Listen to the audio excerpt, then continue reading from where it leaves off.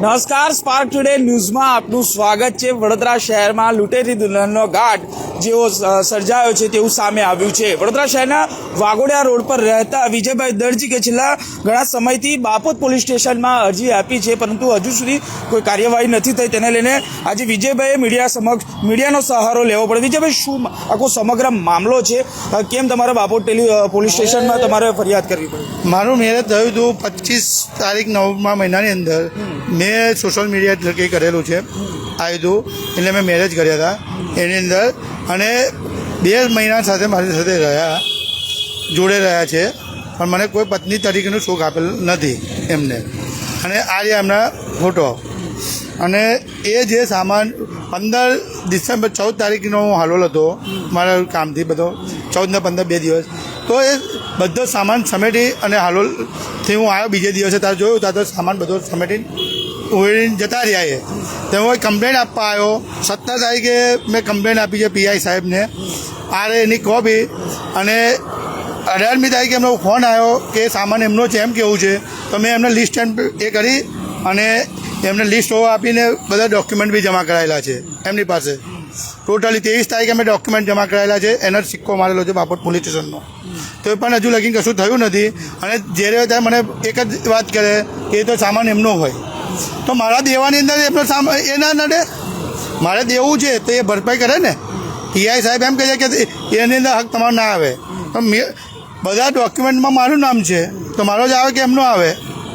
PI સાહેબને મેં ફરિયાદ કરેલી છે કે એફઆઈઆર ફાળો, સામાન મને રજૂ કરાવો, હું મારી જાતે કોર્ટની અંદર એ કરીશ। મેં એના માટે કોર્ટની અંદર દાખલ કર્યું છે, હાઈકોર્ટની અંદર ના મને એટલે, ને મેં 8 તારીખે આરપીડીઓ કરેલું છે, એની આરે શિપ 8 તારીખની। અને સીસીટીવી ફૂટેજની અંદર એમનો છોકરો અને 2 જણા લૂંટીને ગયા છે। એ પારુલ કોલેજની અંદર છોકરો ભણે છે, પહેલા વર્ષમાં જ છે। જો લગ્ન થયા પછી 2 મહિના તો સારું રહ્યું, કેમ અચાનક જ આવું થવાનું કારણ? અચાનક થવાનું કારણ કે મારે એમનો છોકરો હતો, મેં એમને કીધું મારો છોકરો તો લાવવો પડે ને, તો કે ના, એ છોકરો લાવવાનું નહીં, તમારું દેવું પત્યા પછી। દેવું તો આખી દુનિયાને હોય, ધંધો છે, દેવું તો હોવાનું ને। એટલે કહે છે કે ના, એ બોનું બતાવીને દેવું બતાવીને બોનું બતાવી અને બધું વેડીને જતા રહ્યા છે।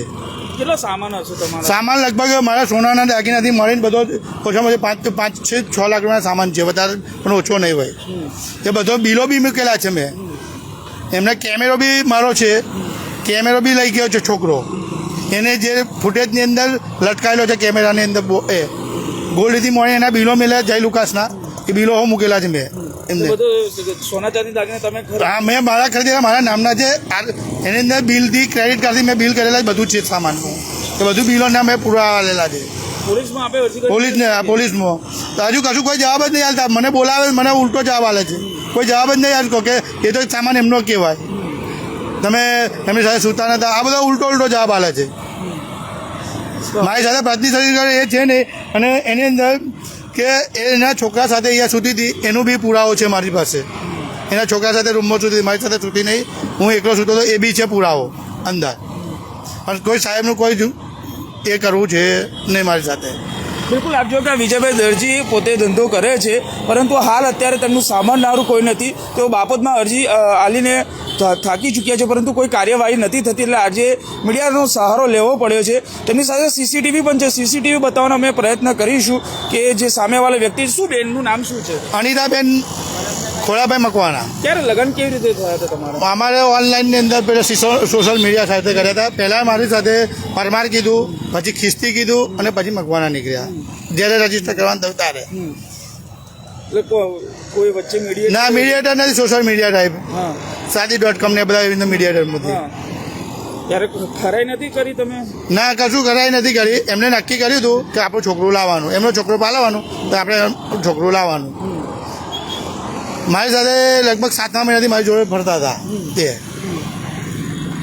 તો સીસીટીવી આપણને બતાવવાનો પ્રયત્ન કરીશું, જે પ્રકારે વિજયભાઈ દરજી આક્ષેપો કરી રહ્યા છે અનિતાબેન મકવાણા પર, અને પોલીસ પર પણ આક્ષેપો થઈ રહ્યા છે કે પોલીસ હજુ સુધી કાર્યવાહી નથી કરી રહી। પોલીસ તેમને એવું કહી રહી છે કે સામાન જે ચોરી લઈને ગયા છે તે એ સામાન એ બેનનો છે।